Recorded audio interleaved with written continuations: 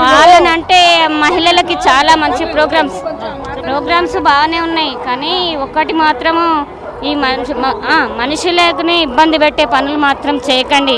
ఎందుకంటే ఇప్పుడు రావడానికి ఇంత టైమింగ్ అంటే ఎక్కడెక్కడ ఊర్ల నుంచి వస్తున్నారు. ఆయన పెట్టే ప్రోగ్రాంలకి ప్రతి ఒక్కరికి అందాలి. మీరు మాకు ఇబ్బంది, మేము ఊర్ల నుంచి వస్తున్నాము.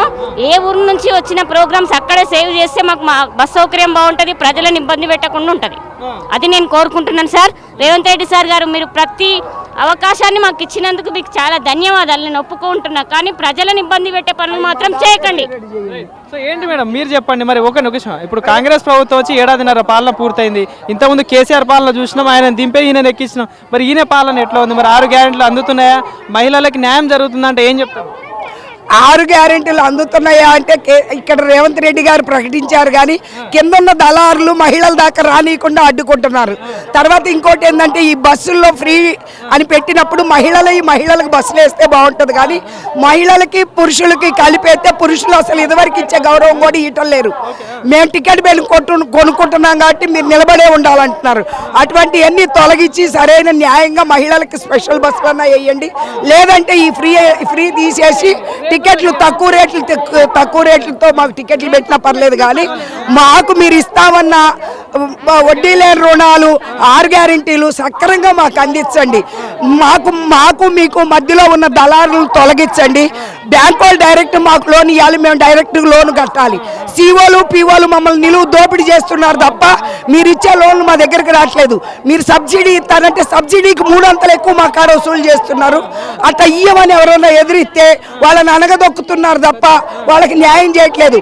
సరైన పేదలకి ఇళ్ళు దక్కట్లేదు, సరైన పేదలకి లోన్లు దక్కట్లేదు. ఎవరైతే లంచాలు ఇస్తున్నారో వాళ్ళకే ఇళ్ళు వస్తున్నాయి, ఎవరైతే లంచాలు ఇస్తున్నారో వాళ్ళకే లోన్లు వస్తున్నాయి. పెరిగినోడే పెరుగుతున్నాడు, కానీ కింద స్థాయి వాళ్ళు పెరగట్లేదు. కాబట్టి మీరు సరైన న్యాయం చేయాలనుకుంటే కింద స్థాయి నుంచి మీరు చర్య తీసుకొని మాకు సరైన న్యాయం చేయండి. ఇదిగో అట్టని పురుషుల్లోనే కాదు, స్త్రీల్లో కూడా లంచాలు తీసుకుంటారు. అందరినీ జాగ్రత్తగా పరిశీలించి అందరు ఆ లంచం ఇవ్వద్దు, పుచ్చుకోవద్దు అనే నినాదం తీసుకురండి. సరైన న్యాయం చేయమని అడుగుతున్నాం మేము. ఆ విధంగా రేవంత్ రెడ్డి గారు మీరు మాకు సహాయం చేయండి. మహిళా శక్తి నిద్రపోయింది అనుకుంటా, తప్పది.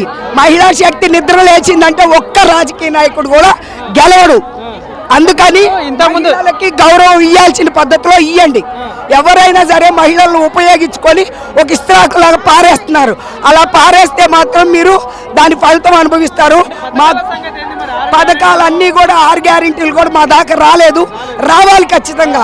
మీరేదో ఇప్పుడు కూడా ముఖ్యమంత్రి గారు సభలలో చెప్తున్నాడు, గ్యాస్ వస్తుంది అంటున్నాడు, కరెంట్ వస్తుంది అంటున్నాడు, 2500 అట, స్కూటీ అట, తులం బంగారం ఇస్తున్నాడట. మరి ఏంది? మరి ఒక్కటి కూడా మా సన్నిధికి జారలేదు.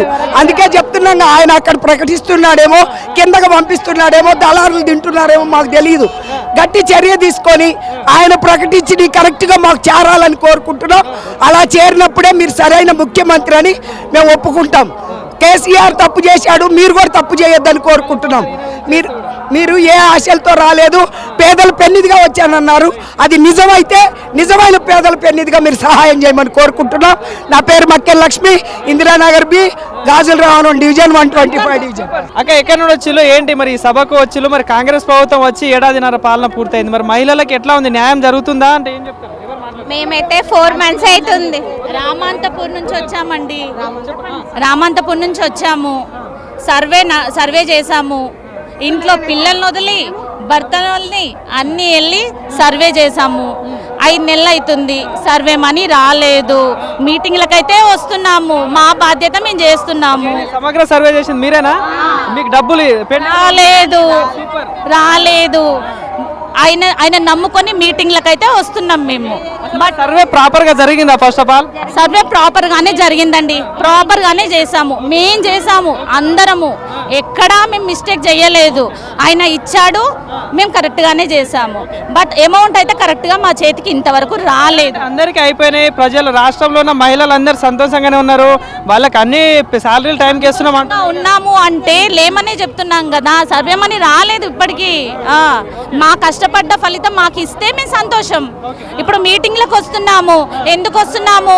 మీ ప్రభుత్వం మీద నమ్మకంతోనే వచ్చినాం కదా. మరి మా డబ్బులు మాకు ఇస్తే మేము కూడా అదే సంతోషంతో ఉంటాం కదా. అదే సంతోషంగా మేము ఉంటాము. మహిళలకి కోటీశ్వర్లను చేస్తా, ఏ రాష్ట్రంలో చేయనట్టు ఈ రాష్ట్రంలో చేస్తామని చెప్పేసి ముఖ్యమంత్రి గారు చెప్తున్నారు. అనేక పథకాలు కూడా పెట్టిండు. మరి ఏంది, మరి ఏమైనా అమలు అవుతున్నాయా? కొన్ని పథకాలు అమలు అయ్యాయండి, అమలు కాలేదని లేదు, పథకాలు అమలు అయ్యాయి. ఆ పథకాలు కూడా బాగానే ఉన్నాయి.